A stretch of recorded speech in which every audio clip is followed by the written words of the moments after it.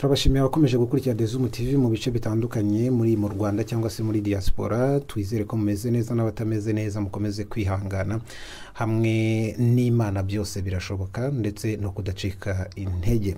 Uyu munsi rero turi kumwe na Pastor Antoine Rutayisire. Antoine Rutayisire muramumenyereye cyane mu biganiro byinshi bitandukanye, birenze kuba ari pastor wenda akaba yatanga ibiganiro bishingiye kuyoboka Imana, ariko abenshi mu mukunda kandi no mu bindi biganiro bifasha byo mu buzima busanzwe, cyane cyane birebana ni n'urukundo cyangwa se kubaka ingo. Byose nabyo akaba umuntu yavuga ko abizobereyemo ndetse nabitangaho ubusesenguzi uko abyumva kandi bugafasha abatari bake. Kuri uyu munsi rero Pastor twifuje kubana namwe kugira ngo tuganire kuri iyi ngingo. Ni ingingo wenda idakunda kuvugwaho n'abantu benshi. Umunsi turaza kuganira ku ngingo ivuga ku bantu bashaka cyangwa se ku rushako, kubihirwa n'urushako bikagezaho umuntu avuga ati ndicuza icyatumye shaka iyo nza kuba ntarashatse. Ese turaza kumenya cyangwa se muraza kudufasha kumenya ubundi bigenda gute kugira ngo umuntu agere aho yicuza avuge ngo ibi bintu nabiziyemo iki, cyangwa se ni gute nanone mu bundi buryo umuntu ashobora kubaho ubuzima mu rugo yubatse aticuza. Abagiye gushaka se bo babaho baticuza ku buryo bakora umubano wabo bakazirinda kuvuga ngo iyo mbimenya. Abashatse bari muri iyo circumstance ubu bari kuvuga ati ibi bintu koko nabiziyemo iki. Bo mu gusoza wenda bo turaza kubabwira iki, ni gute bashobora kubaho bakongera bakagarura icyizere mu mibanire yabo nabo bashaka. Ukoze ngira ngo icyo ni ikibazo gikunze no kugaragara, kuko abantu benshi bakora urugo. Ari umucuranzi Nkurunziza François yigeze kuririmba indirimbo, aravuga ngo bavuga ko amata aryoha ubuki bukarusha, ngo ariko mu busore haba ikibisumba, ngo ni ukureba n'akana ko mu jisho n'umugeni. ngo abasore bakavuga ngo urabukize, ngo abasaza bavuga ngo icyabo basubiza, ngo ariko sinamenye ikazabiheruka. Usanga abantu benshi barashaka bakubaka, ariko koko wazareba ukabona sinamenye irabiherutse. Rero ni iki umuntu yakora ngo yirinde sinamenye?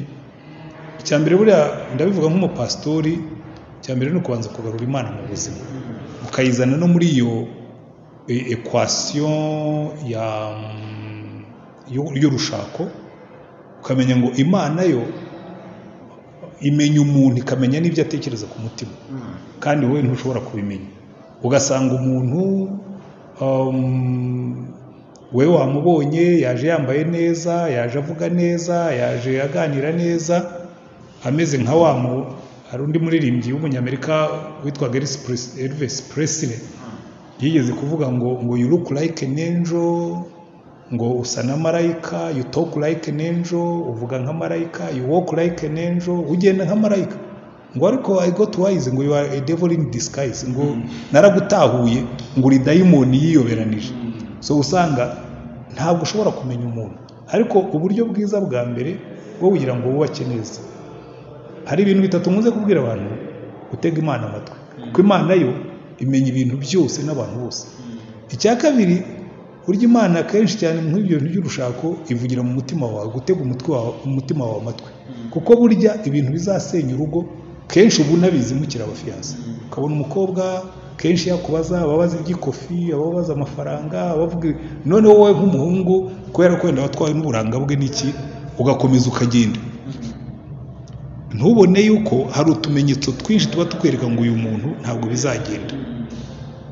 Icya gatatu ni ugutega amatwi abantu, gutega amatwi abantu ukamenya ngo burya abantu barakubwira ariko we ntubyumve, ntubyiteho. Abantu bakubwira ati ariko witonde, uriya mukobwa ashobora kuzagukoraho, uriya muhungu ashobora kuzakubera ibamba, ariko ukavuga ngo bariya ni abantu bashaka kuduteranya, ngo bariya ni abantu batamukunda. So hari amajwi atatu ubundi ushaka kubaka neza, ubundi wagombye gutega amatwi. Ijwi rya mbere ni ijwi ry'umutima wawe, ijwi rya kabiri ni amajwi y'abandi, ariko ijwi riruta ayandi yose ni ijwi ry'Imana. Iyo uri umuntu usenga rero, kubaza Imana ikakuyobora uba utangiye neza. Ariko ibyo ngibyo ni iby'abantu bageze kuri rwa rwego rwo kujya gushaka. ariko hari n'ikindi ugomba gukora mbere yaho. Nanone nkunze kuganira n'urubyiruko, baravuga rero pastor nagenza nte ngo menye uwo tuzashakana dushobora kubakana neza. Ahubwo ariko murimo urabaza ibibazo bitari byo, ahubwo wagombye kuvuga ngo urimo urakora iki ngo uvemo umugabo uzubaka urugo rwiza, urimo urakora iki ngo uvemo umugore uzubaka urugo rwiza. Kuko hari n'ibyo tugomba gutegurana mbere yuko tugera ku gihe cyo gushaka. Ugasanga abantu benshi ntabwo baba barakuze neza mu buryo bw'imitekerereze n'imyumvire n'imikorere n'imibanire n'imikoranire n'abandi, bagera mu rugo bikanga kubera ko ntabwo abantu bakura. Usanga hari abantu benshi bambaye amapantaro y'abasaza ariko bafite imitwe y'impinja. Ugasanga umuntu ibintu akora biramusenyera, ntanagire n'umwanya wo gutekereza ngo uvuge ngo ariko ibi bintu nkwiye kubivamo. Ugasanga umuntu yambaye ijipo y'umuntu mukuru ariko mu mutima aratekereza nk'akana k'agakobwa gato. So bikubwira ngo hari ibintu, hari preparation, hari ugutegurwa kugomba kubaho. Noneho wageze igihe cyo gushaka ugatega amatwi Imana, ugatega amatwi abantu nawe ukitega amatwi. Ariko nabyo mbese ibyo nibyo umuntu yaheraho. Reka mbe ngarukirireho wenda wongere ubaze ibindi bibazo hanyuma, kuko ndabona byahinduka isomo rirerire. Nendaga kubaza ni ubundi bipfira ni kugira umuntu azageraho kwicuza, ni amahitamo mabi cyangwa bijya bibaho ko mu rushako abantu bashobora kugenda wenda utaruzi ko ibintu ariko bimeze byageraho bigahinduka? Icyo ni ikibazo cyiza. Bipfira he? Bipfira hose. Kuko burya hari abantu ubwira ngo nta rugo rusa n'urundi, kuko nta mugabo usa n'undi, nta n'umugore usa n'undi. Icyashenye runo rugo si cyo gisenya ruriya. Bamusanga urugo rwashenywe n'amahane, abandi ugasanga urugo rwashenywe n'ubusambanyi, abandi ugasanga urugo rwashenywe n'ubunebwe, abandi ugasanga urugo rwashenywe n'ubusambo. So ibintu bisenya ingo biratandukanye, ni byinshi, ariko byose iyo bishyize hamwe usanga bigaruka ku kintu kimwe: kutamenya kuganira, kutamenya kwikosora, kutamenya gukosorana. Icyo ni cyo kibazo kibaho, ngo umuntu yicara avuga ati ariko ubundi urugo nashakaga ni rwo mfite, none se niba atari rwo mfite ngiye gukora iki ngo rube urwo nashakaga? Ese uwo twashakanye tujya tuganira ngo twumvikane ku buryo twubaka urugo dushaka? Usanga rero ibyo rero iyo biteranije hamwe bigaruka kuri bya bintu nakubwiye. Icya mbere burya kumenya Imana bikura ingeso mu rugo. Dufite abakristo benshi bagendana ingeso zabo badashaka kuzihana ngo bahinduke, ariko kumenya kuganira nicyo kintu cya kabiri gituma noneho abantu bashobora guhuza umutima bagakora ibyo bagomba gukora, bakagira icyerekezo cy'urugo. Ibyo bintu bitatu rero usanga ingo nyinshi nta cyerekezo zigira, kubera ko nta cyerekezo zifite. Ugasanga n'abazibamo buri muntu aragenda uko yishakiye. Bigaterwa n'iki? Bigaterwa n'uko ntibigeze biga kuganira, ntibigeze biga gukomunika. Umugabo arakubwira ati jyewe urugo rwanjye ndaruhahira ndarukorera, ariko ntabwo umugore azi wawe, ntabwo yaje kuko ashonje, yaje aje kubaka urugo. Nturimo kubaka urugo, ahubwo urakangisha yuko haha. N'abagore nabo barabikora, n'abandi byo mu bikwereka ngo hari ibintu bimwe by'ibanze abantu bagombye kumenya, bakabyiyubakamo, bakabikora, bakabifatanya, bakubaka urugo rwiza. Uvuga ko guhaha wenda ni inshingano y'umugabo bidahagije, ariko yewe ntasinzi n'uyu muntu wigeze avuga ko guhaha ari inshingano y'umugabo. Guhaha ntabwo ari inshingano y'umugabo. Nureba muri Bibiliya iby'Imana yategetse abagabo, mu bintu Imana itegeka abagabo icya mbere si uguhaha. Oya, icya mbere Imana itegeka umugabo ni ugukunda umugore we. Ariko usanga abagabo bavuga ngo ugiye kuko urugo rwanjye ndaruhahira. Ariko nkakubwira ngo uyu mukobwa warongoye rimwe na rimwe ndetse ashobora kuba yaravuye mu rugo ruhaha kuruta urwawe. So ntabwo yaje aje gukurikira amahaho, yaje aje gushaka umuntu umukunda nawe akunda. So niba utamukunda ubwo mufite ikibazo. Aha rero niho tugomba gutekereza iteka ryose, kuko umuntu watubwiye ko umugabo ari umuhashyi w'urugo, nibyo, ariko si byo muri kino gihe cyacu. Kuko muri kino gihe umugabo arahaha n'umugore agahaha, ndetse rimwe na rimwe umugore akakurusha no guhaha byinshi. Kuko ngira ngo muri kino gihe nta wakangisha umugore ngo niwe umutunze, kuko umugore arakora, umugabo arakora, kuvuga ngo ni wowe uhahira urugo, kereka ingo zimwe na zimwe. Ubu ingo abagabo barize, abagore barize, kereka wenda zimwe na zimwe zo mu cyaro cyangwa n'izindi zo mu mujyi, ariko inyinshi zisenyuka ntabwo zipfira ku mahaho, kuko umugabo aba ahaha n'umugore ahaha. Ahubwo ugasanga umugabo we arashaka kuguma muri uwo murimo wo guhaha, akibagirwa ko harimo n'umurimo wo gukunda, hakabamo n'umurimo wo kwita ku bana be. Ibyo usanga ari nabyo bintu reka mvuge nk'ibintu bitatu ubundi umugabo ahusha bigahusha urugo. Icya mbere iyo uhushije kuba umutwe w'urugo. Ubundi umurimo w'umutwe si uguhaha, oya, umurimo w'umutwe ni ugutekereza, umurimo w'umutwe ni ukoruganiza. Burya umutwe, urebye uyu mutwe wanjye nshobora kwikoreraho ikibindi, ariko umutwe si ugiterura, giterurwa n'amaboko. So bikubwira ngo umutwe, ubundi umutwe ukora akazi ko gutekereza, umutwe ukareba, umutwe ukumva, umutwe ugakorodona, ugahuza ibintu. Usanga rero ingo zimwe na zimwe zibamo abagabo badashaka gutekerereza urugo, bafite imitwe yo kwikorera. Ni imitwe yo kwikorera, ariko si imitwe yo gutekereza. Icyo ni kimwe. Icyo ni kimwe iyo umugabo agihushije, ubwo kiba ari ikibazo. Cya kabiri, umugabo ahamagarirwa gukunda umugore we. Biriya niko tubwira. Hari abagabo benshi biteguye nanone guhaha, ariko batiteguye kwicara ngo basangire n'umugore ibyo bahashye. So urukundo rwabuze, ariko watanze umuntu akabwira ngo ariko ngo uyu mugore ashaka iki, ngo namuhaye inzu, namuhaye imodoka, ngo namuhaye ibyo akeneye byose, ngo kuki atanyurwa? Ntanyurwa kuko ntumukunda. Ntabwo yaje mu rugo aje kurya, ntabwo yaje mu rugo aje kugurirwa imyenda niwabo yari ayifite cyangwa yaranayiguriraga. Yaje mu rugo aje gukundwa. Icyo yabuze ni urukundo rwawe. Icyo si bibiri bibuzeho. Icya gatatu ni presence mu bana. Uri umugabo ariko abana bawe ntibakubona. Icyo ni ikindi kibazo. Tuganira cyangwa se tujya guhana gahunda y'uko tuzaza kugirana ikiganiro, nari maze gusoma ubushakashatsi bwaberwa gusohoka bw'Abashinwa bavuga ko hafi 20% by'abagore bicuza ko bashatse. Bakavuga ati ibintu iyo tubimenya sinari no kubijyaho. Icyakora wenda 5-7% by'abagabo nibo bicuza kuri icyo kintu. Bakavuga ati natwe hano wenda ushobora kuba twaradekoye tutabijyaho. Nigeze kukubwira ko no mu Rwanda bihari. Birahari. Ikimenyimenyi ni uko abantu barimo gutandukana kandi umubare ugenda wiyongera. Ushobora kwibaza ati kuki abagore 20% aribo bicuza kuba barashatse, abagabo 7% akaba aribo babikora? Icya mbere, burya abagabo ntabwo ibibazo bibafekita nk'abagore. Abagore bashyiramo amarangamutima, bashyiramo amasantima. Akenshi umugabo iyo yamaze kubaka urugo akigendera aba yumva ruhari, ariko umugore ashobora kujya mu rugo iyo yaburiyemo urukundo, nta rugo ruba ruhari kuri we. Niyo mpamvu rero bageraho bakakubwira ngo abagore 20% b'Abashinwa, iyo rusherishe rwose inaroforeta ibintu uko bimeze. Kuko abagabo benshi niyo tuganiriye usanga kuri we nta kibazo afite. Abarata ngo simbona ikibazo uyu mugore afite. Jewe ndahaha, jewe urugo rwanjye rwitaho, kuki atanyurwa? Ntanyurwa kuko hari ibintu bimwe byo mu rugo abagabo badaha agaciro, ariko abagore babigaha agaciro. Birimo icyo kintu cyo gukunda, birimo ibyo bita care mbese.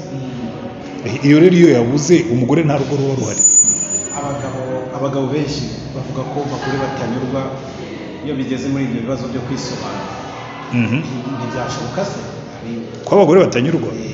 Oya, biriya by'abantu kubwira ngo abagore ntibanyurwa, cyakora wenda hariho abatanyurwa. Ariko nanjye ndi umugabo, mfite umugore, maze imyaka 31 mbana n'umugore, ndi umupastori, nyobora itorero ririmo abagore. Ntabwo abagabo bavuga ngo abagore ntibanyurwa kuko ntibabaha ibyo abagore bashaka. Abagabo benshi twebwe dutekereza rationeroma. Tuzi yuko iyo umuntu afite inzu, afite imodoka, afite amafaranga biba bihagije. Abagore barakubwira ngo jewe ko mfite inzu nkagira imodoka ariko nkabura umugabo mu rukundo, ntacyo biba bimariye. Aho rero ni ibintu bipfira.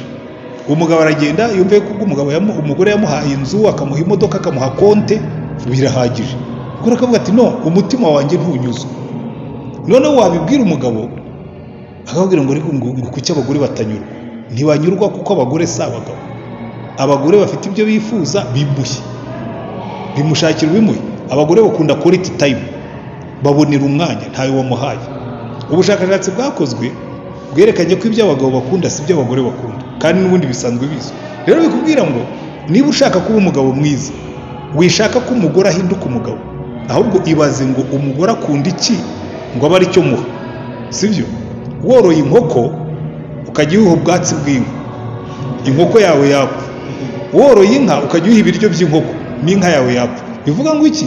Bivuga ngo umugore afite ibintu arya, ndavuga mu buryo bw'umutima, afite ibintu yifuza, muha ibyo yifuza, wimubwira ngo nagendere ku byo wowe aho wagarukiye.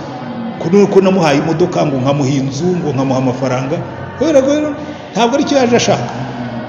Tunabyibeshyaho uzumva kenshi nicyo yagisenya ingo nyinshi. Abantu benshi babyibeshyaho ngo abagore bashaka ibintu ukamurundaniriza ibintu, ariko burya ibintu ntabwo aricyo cya mbere ashaka. biravugwa ko abagore batakwikoza umugabo udafite yakofi twaze tuvuga, nabyo bikaba intandaro yo gusenyuka kw'ingo cyangwa se kuzicuza, kuko hari abavuga ko rimwe na rimwe agenda akurikiye amafaranga, umugabo nawe akamubona nk'igikoresho cy'ayo mafaranga. Ariko buriya ibyo biravugwa kandi ni ukuri, gusa ibyo babyita rukomatanya, generalization. Ntabwo abagore bose, je suis désolé kubivuga, ntabwo abagore bose batwarwa n'amafaranga. Ibyo ari byose ngewe ndabizi neza, wenda ntanze urugero ko wanjye tukiri abaseribateri, turi abafiyanse, abahungu bose twapiganwaga bandushaga amafaranga. Ariko hari abagore baba bashaka umutima, bavuga ati oya, uyu ugenda ashaka umugabo ufite ibi n'ibi kandi amafaranga ntaza ariyo ya mbere. Barahari bakunda amafaranga, simbihakana, ariko si bo benshi. Burya abantu banabyibeshyaho. Nanone ndavuga nk'umupastori, ndavuga nk'umugabo, ntabwo abagore bashaka amafaranga ari bo benshi. Uretse ko ubushakashatsi bwanagaragaje yuko abagore bakunda financial security, kumva afite umutekano w'imibereho. Ariko ubundi ntabwo biri iby'abantu bavuga, ntabwo ari by'iteka ryose. Icyo ni ikintu tugomba gutekerezaho ahubwo tukacyumva, kubera ko ntabwo ari iteka ryose abantu baba bashaka imitungo, amazu. Yes, n'abagabo natwe turabishaka. Ikibazo ni uko tubitera tukavuga ngo abagore ngo bashaka ibintu. Ese twebwe ntabyo dushaka? Kuba umugabo nawe yagira umugore ufite za miliyoni. Oya, ukuba umugabo yakwifuza kugira miliyoni kuri konti. Ugize imana umugore akaza azizanye. Ariko n'abagabo bashaka abagore bafite amafaranga basigaye baruze, ntabwo ubona abasore batoya barimo kurongora abakecuru. Hajya iyo mubibonye ngo nabyo mu gihe turukundo hari ababinenera ukundi bakavuga ngo si urukundo yajyanywe n'ibintu. Ariko ibyo si uburenganzira, ni uburenganzira bwewe yajyanwa n'ibintu. Icyo niba ubizi, kuko sinsoma ku mutima we. Niba umuhungu w'imyaka 23 warongoye umukecuru w'imyaka 60, kamaze umugabo isesema arakarya. Ngewe byose njye bitindaho, ntabwo byo njye bitindaho. Umuntu arongora uwo akunda, akarongorwa n'umukunda, so cye ntabwo bitindaho. Hari impaka nyine zikomeza kuba hanze kavuga ati ntabwo yari urukundo rwamujyanye. Ariko ibyo ntibibareba, ubwo yarongoye nimumureke arongore, nasanga yaribeshya azikosora. Ngewe hari ibyo ntajya ntindaho. Hanyuma Pastor, tugarutse kuri ya ngingo yacu, gushaka ubukwe bwarabaye, nyamara wanakurikirana muri babandi batangiye kubihirwa n'urukundo, usanga rwose batanabanye ukwezi kumwe cyangwa se batarateretanye ukwezi kumwe, baranateretanye imyaka ariko rukagira ugakama. Byagenda gute? Hakorwa iki? Oya, ntabwo urukundo rukama. Ikibazo abantu benshi bafite si urukundo rwakama, ahubwo ni wa muriro ugurumana uzima. Kuko burya urukundo rugira etape. Iya mbere ni ya yindi y'ibintu bigurumana, ukumva icyo wifuza ni ukuba uri hamwe n'uwukunda. Ariko iyo umaze kumuzana mu rugo, noneho hakaba hari ruhindura direction. Umufaransa umwe yabivuze neza, aravuga ngo urukundo si ukurebana mu maso, urukundo ni ukureba hamwe. Aho rero niho benshi babura. Baraza bikigurumana, ariko shira uri mwiza, uraryoshye, urasa neza, umugore akimakiye agasa neza, ariko ibyo birashira. Iyo rero bishize, niho umufaransa umwe yaririmbye ngo quand l'amour fait place au quotidien. So hari igihe urukundo rusimburwa n'ibisanzwe bya buri munsi, ndetse n'umugore agahinduka ibisanzwe, n'umugabo agahinduka ibisanzwe. Ba bandi rero bakunda udushya, bumva bashaka guhora barya ibiryo birimo agasenda, akibagirwa yuko ntabwo urukundo ari ibiryo bya buri munsi. Urakunda uyu munsi, ejo ukabyuka ujya gushaka igitunga urwo rugo. Urakunda uyu munsi, ejo umugore akabyuka yatwaye inda, atwite, agahindura imico, agahindura ingendo. Niba wakundaga agakobwa keza musohokana, akageze ngo ejo azabyuka inda igera ahangaha irimo umwana, namara konsa umwana amabere yabaye manini, inda yonkeje umwana yabyibushye uti gihe atari ko iki kintu cy'ikigunguru singishaka. Rero njya mbwira abantu bamwe bararongora ntibakure ngo bamenye tape z'urugo, bamenye ngo wa mugore nakundaga siwe mfite uyu munsi, ngo namurongora afite ibiro 50 none afite 70. Kubera iki? Kubera ko yabyaye yonkeje umubiri wahindutse. Rero noneho gahindukira akajya avuga ngo ntubona uriya mukobwa ukwasa, ariko uriya ni umukobwa si umugore. So aho niho dufite ikibazo. Ariko no ku bagore bimera bityo, umugore yarongowe asanze umugabo barabanye, abonye nyirakana kawundi biganye, yatwawe n'umugabo wenda w'umucuruzi cyangwa ufite umwanya ukomeye umeze neza ahantu, bamuguriye imodoka atari ko igiye gutangurira imodoka. None sinda kugurira imodoka amafaranga dufite urabona ashobora kubikora. Ibyo nibyo nita ubwana. Umwana aricara akabona iwabo barakene, bakavuga ngo umwana wo kwa kanaka ngo bamuguriye ntuza, ngo bamuguriye inkweto nziza, ngo bamuguriye inkweto za siporo, ngo bamugurira na training yazo, ngo bamuha na pocket money, ngo none ngewe ntabifite. Rero se wa mwana we ayo mafaranga urumva agomba kuva hehe? Rero icyo bikubwira birabwira ngo hari abantu bakuru batakuze, ugasanga ibitekerezo bye ntabwo yakuze, ntabwo yahindutse, ntabwo yumva ibintu ngo abikore nk'uko bikwiriye kugenda. Aho ngaho niho usanga burya ingo nyinshi ntaho ikibazo kiba. Reka nkwereke n'ikindi, hari igihe njya mbibaza abantu nkabwira ngo se ubundi uru rugo rwawe urimo urarusenya, ubwo ntabwo ubona kutekereza nk'umwana. Ibyo rero nibyo nita kudakura. Umuntu byarakuvunnye, ushaka umugore uramukwa uramuzana, byarakuvunnye ushaka umugabo ugura ibirongorano ujya mu rugo, ugeze utangira kurusenya, wigize umunyamahane, ubuza amahoro uyabujije n'abandi. Ibyo urumva atari gutekereza nabi, ibyo ni ugutekereza nk'umwana. Umwana niwe uca umusitari mu muhanda akabwira turenga hano ndamumena umutwe, undi mwana agahura turi inkoni akaza wa musitari akawurenga akamukubita inkoni, undi akamukubita indi bombe agataha imitwe yabyibye. Ibyo ni ubwana. Hanyuma tugana ku musozi wa Pastor, umuntu yakora iki kugira ngo abeho ubwo buzima bwo kuvuga ngo cyangwa se bwa buzima buzira ngo yiyomenya, umuntu akabaho urukundo koko rumuryoheye? Buriya nanabivuze, icya mbere abakiri abasore nafata umwanya uhagije wo gutekereza ku cyo agiye kubaka. Yesu yaravuze ngo ariko ngo ninde muntu ushobora kujya kubaka inzu ndende ntabanze ngo yicare abare, witegure kubaka urugo, uvuge ariko urugo rwiza nshaka rusa rute, rurangwa n'iki, ese nge nzashyiramo iki, ese uwo nshaka azazanamo iki. Ujye kubaka urugo uzi icyo wubaka uko gisa. Ubundi umuntu iyo agiye kubaka inzu, mfate nk'uru rusengero turimo, barabanza bagakora igishushanyo mbonera, bagakora imibare, barangiza bagatangira bakubaka. Nujya kubaka urugo nuko byagombye kugenda. Icya kabiri, ubwo ndavuga ukiri umusore n'inkumi, tangira ukiri mutoya utekereze, wibaze urugo nshaka kubaka ruzaba rusa rute. Reka none tuvuge babandi bamaze kubaka bikiryoshye, nibibuke yuko hirya y'ibyo kuryoha hazaza igihe noneho cyo kureba memu direction, cyo kureba hamwe, bige gupanga ibyo bazaba bagezeho mu myaka 10, bige gupanga ibyo bazaba bagezeho mu myaka 20, noneho babikurikire. Urumva rero icyo gihe bituma iyo murimo gukora mufitanye intego. Uzarebe muri business, abantu iyo bahuje amafaranga bafitanye business barahura bagakora inama, bagakora bakajya imbere. N'urugo rutekereza neza nuko rugenda. Ikindi rero abo ngabo byabishye, aho byabishye nyine ntibasubira inyuma, bige bya bindi navugaga, bige kwicarana, bige kuganira, bige gukosora, banemere gukosoreka, kuko akenshi igisenya ingo ni umuntu udashaka guhinduka. Kamwe atari ko jewe ntabwo nshaka guhinduka. Reka rero mwari uko ikibazo kiba kirimo. Ufite hano umugore wenda ni round hole, ni expression y'icyongereza, uzanye umugabo wa rectangle ntari bujyemo. So bikubwira ngo conga iyo rectangle, izo ngunu zikuremo ufitingemo.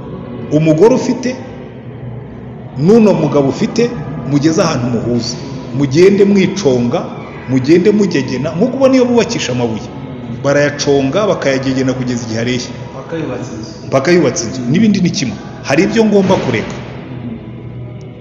rwose, nubwo ndi umugabo hari ibyo ngomba kureka.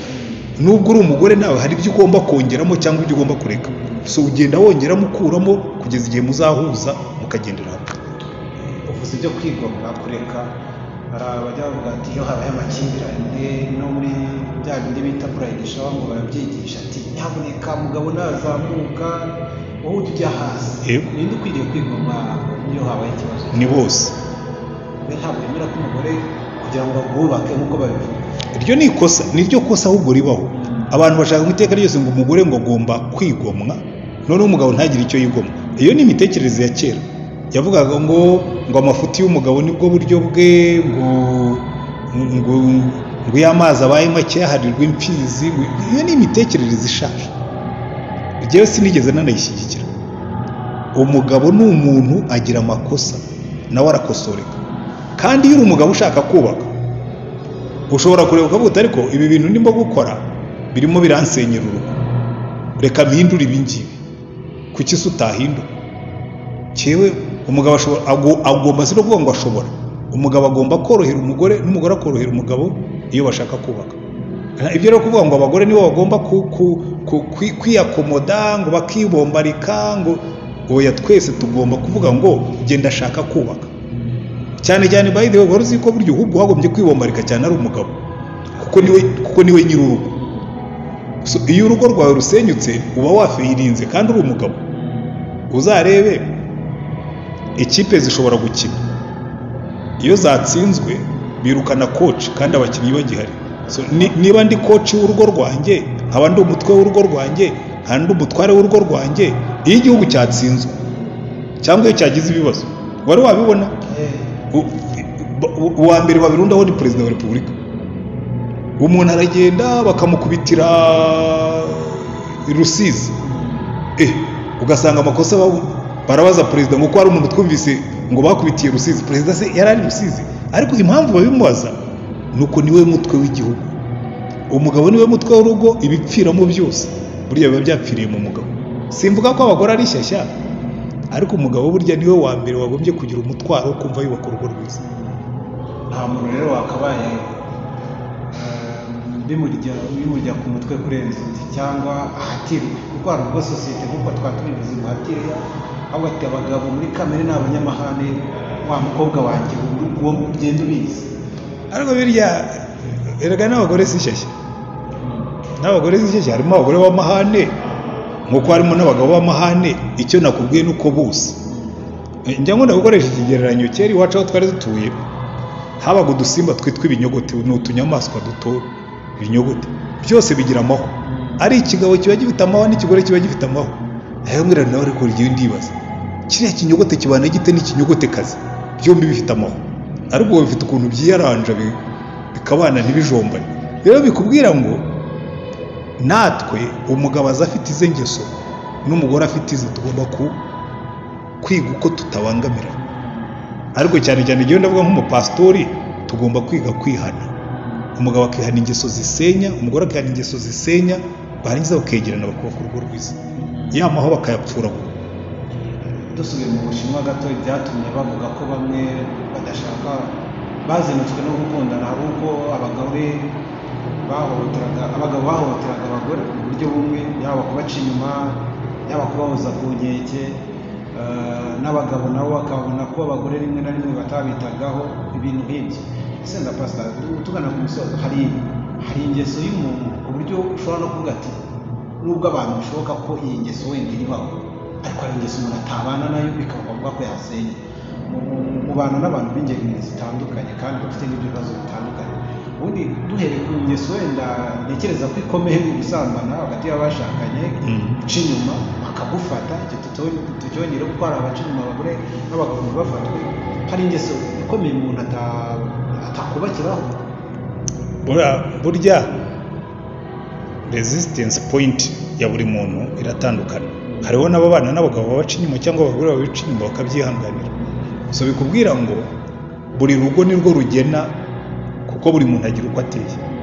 Hari utihanganira ibi, hari utihanganira biri, hari utihanganira. Ahubwo icyo bagombye kwiga ni ukuvuga ngo hari ibintu ntihanganira, ndabibwira uyu mugore wanjye cyangwa ndabibwira uyu mugabo wanjye. Iyo niyo communication. Yige kubireka. Naho kuvuga ngo ni icyo umuntu atakwihanganira, ntabwo bibaho. Nta rugo rusa n'urundi, nkuko nta mugabo usa n'undi nta n'umugore usa n'undi. So ibyo nshobora kwihanganira ushobora kutabyihanganira, ibyo uriya ashobora kwihanganira njye nkaba ndashobora kubyihanganira. Icy'ingenzi ni uko buri mugore amenya ibyo umugabo atakwihanganira akabyirinda, buri mugabo akamenya ibyo umugore batakwihanganira akabyirinda kugira ngo be kubangamirana. Kandi ibyo nta kundi babigeraho uretse icya mbere kugira uwo mutima wemera guhinduka, icya kabiri kugira communication ituma umenya ibyo ugomba guhindura. Tugiye muri ya mahwa rero, urugo ntabwo ari paradizo, ibyo abantu babimenye nk'uko abantu babivuga. Urugo ni paradizo yubakwa, kandi burya ari ibintu abantu batazi. Burya umunezero w'iyo paradizo ni no kuba ubigeraho. Reka nkwereke, ngewe nabaye umwatlete, nirukaga imetero 400. Antrenoma twakoraga zaratunanizaga cyane. Icyakunezezaga ni ukubona waravunitse ukagera ku kintu, ukabona ubonye umudari, ubonye uciye akagozi, abantu bagukomeye amashyi, nta n'ikindi wakuragamo. Buriya rero no mu rugo umunezero, paradizo y'urugo ni ukubona ndi umugabo, mfite umugore, dufite urugo rufite amahoro kuko twarabiharaniye.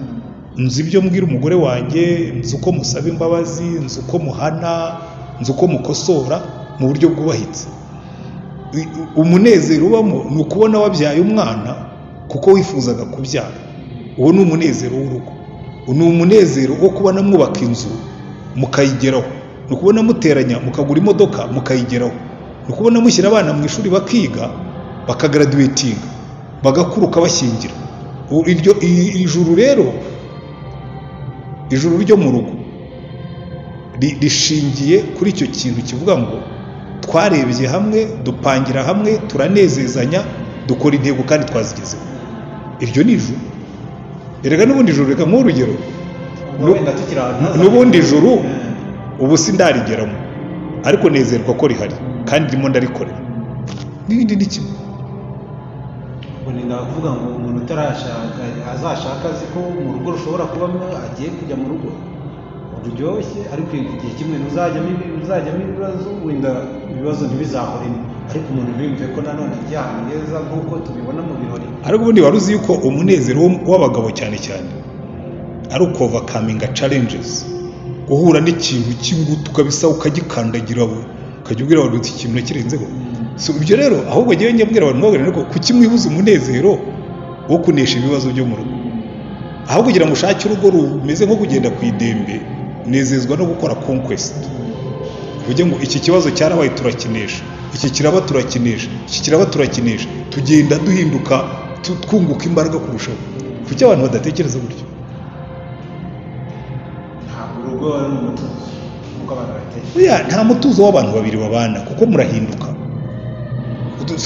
Abantu bumva yuko urugo ari umutuzo ni ba bandi batekereza nk'abana. Wumva umwana yumva ko ibintu byose bigomba kuba bihari, ibintu byose. Iyo ni imitekerereze itari mature. Ntabwo urugo ari umutuzo, urugo ni ikintu giharanirwa. Amahoro y'urugo araharanirwa, ubwumvikane mu rugo buraharanirwa, umutungo w'urugo uraharanirwa, ibintu byose mu rugo biraharanirwa. Rero iyo umuntu akubwira ngo ngewe umutuzo, kandi simvuga ngo ni umwe cyangwa undi, bombi nshobora guharanira umutuzo uyu akawumbuza. Ubu ngubu abatekereza nabi. Hari aho nigeze kumva ko abantu bashobora gupfa n'ifurusheti. Oya, ntacyo abantu batapfa, bashobora no gupfa no kutavuga. Umuntu ashobora kuza akavuga, wowe utavuga mukabipfa. So abantu bashaka amahane ntacyo badapfa, ibintu byose barabipfa. Turabashimiye cyane rero Pastor kuba mwari mwitabira ubutumire bwacu, kandi twizere ko n'undi munsi tuzabatumira mu ngingo nyinshi duteganya kuzaganira wenda zitandukanye zinubaka n'uyu muryango, nabwo nk'uko mwaduhaye umwanya tukaganira, nabwo tuzongera tukaganira. Murakoze. Namwe murakoze abari bakurikiye The Zoom TV, utarakanda subscribe na ukamenyetso kanditseho umutuku kugira ngo uzajye ubona n'ibindi biganiro bitandukanye utasanga handi, kandi wifuza ko twaganira no ku bindi twakomeza kuganira muri comment, n'ibindi byinshi mwifuza kubaza Pastor mukamudutuma, natwe tuzagira gutya tubatumikire.